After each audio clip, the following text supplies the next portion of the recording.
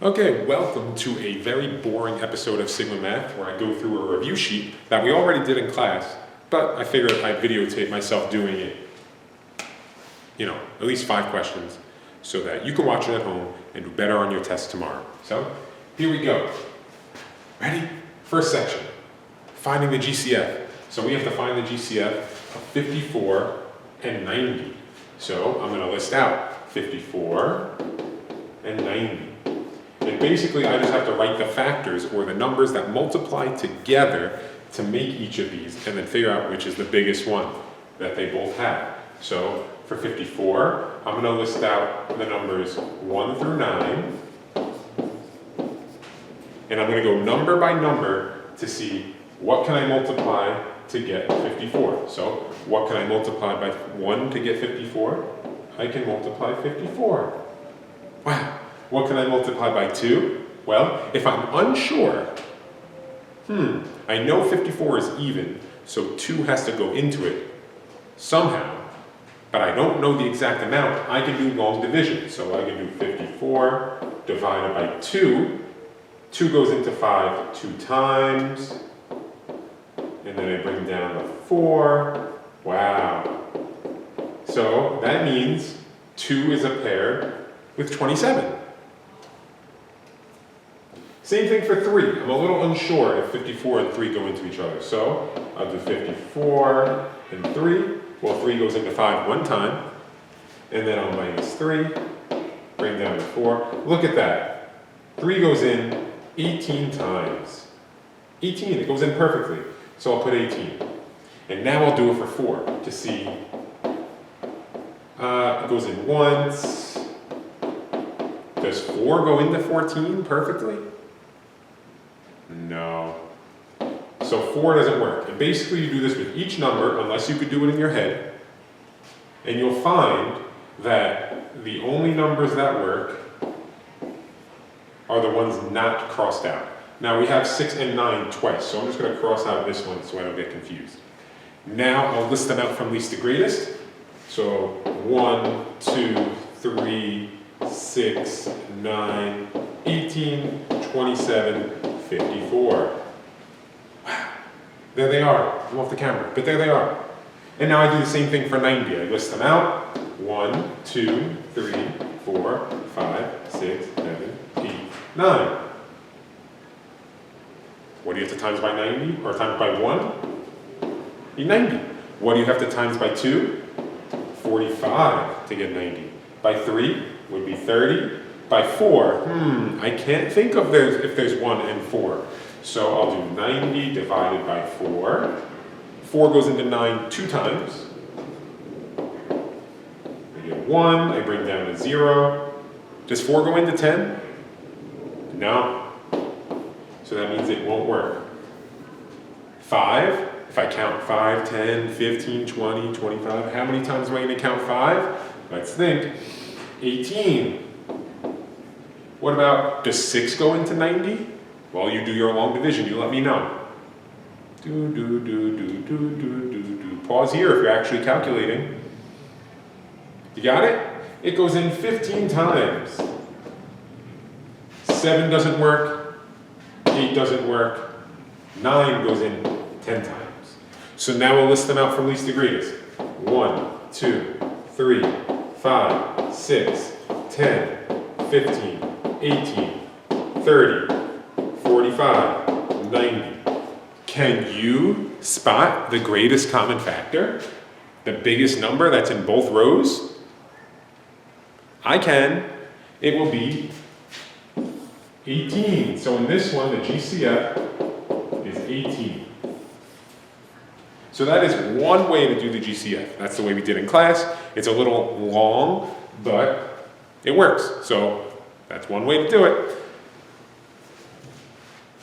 So let's scroll down to part 2, which would be rewriting an addition problem using the distributive property and greatest common factor. So here's our addition problem.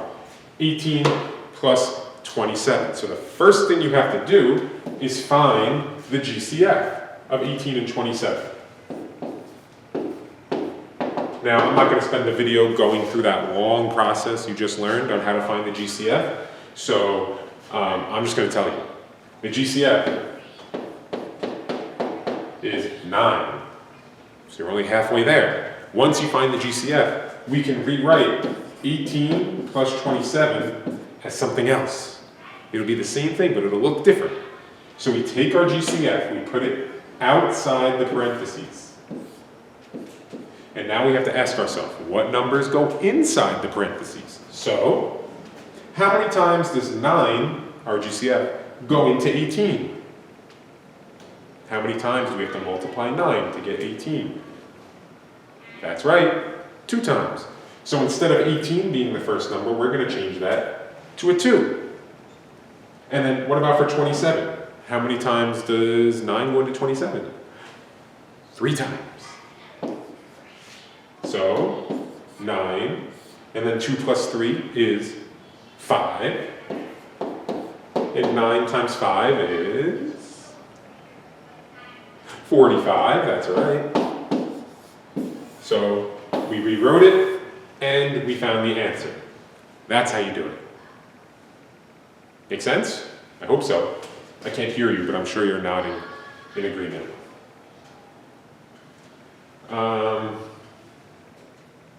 Part 3 is finding the LCM. This is easy. You just list out multiples of each number until you find a match.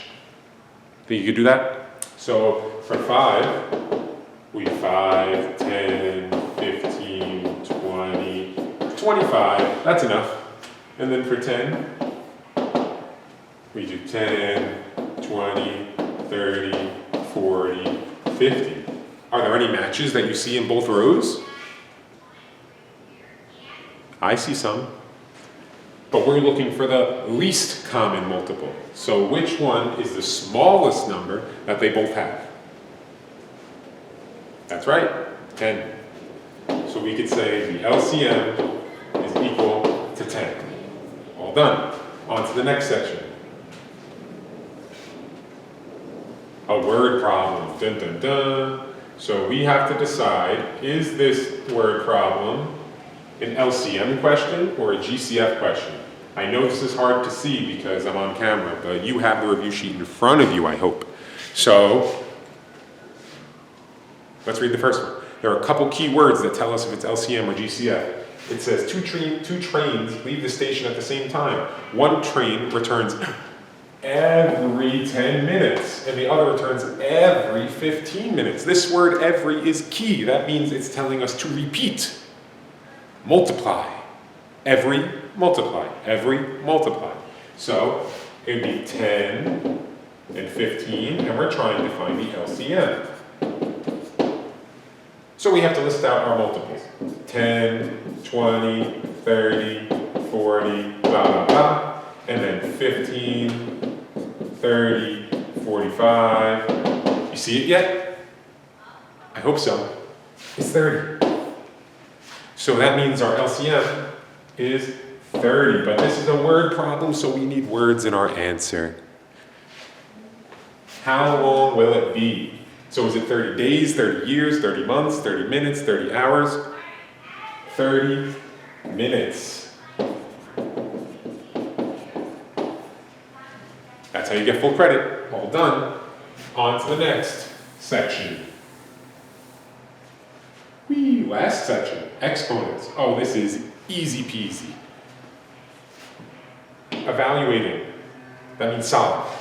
So what is 3.2 to the third power? That means 3.2 times 3.2 times 3.2. You have to do them 2 at a time.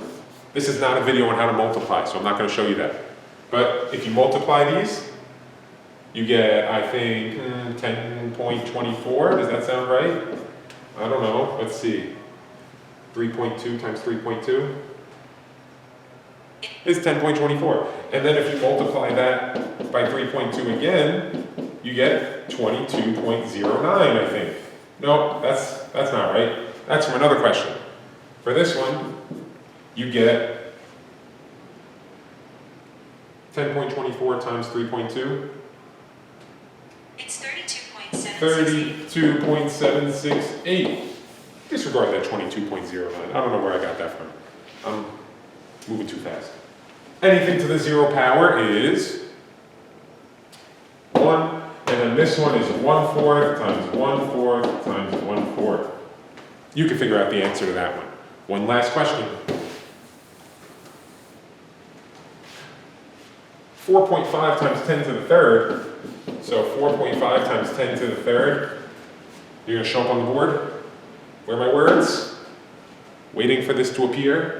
Waiting, waiting. I'll talk while it goes. There it is. First, we have to find 10 to the third, which would be 10 times 10 times 10, which is 1,000. And then you could just multiply those normally, or you could do a little shortcut. Since there are 1, 2, 3 zeros, you can do 4.5 and slide the decimal over 3 spaces. And you get 4,500 individuals.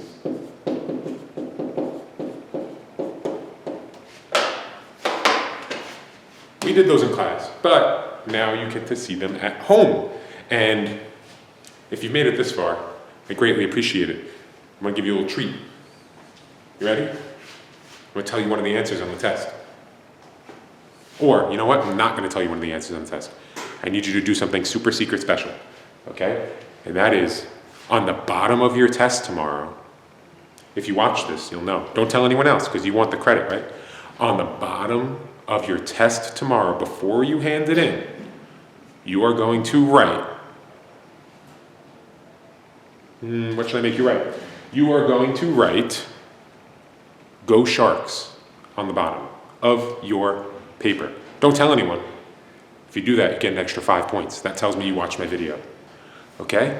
Good luck. Use it to study. I'm sure you'll all do great. Bye-bye.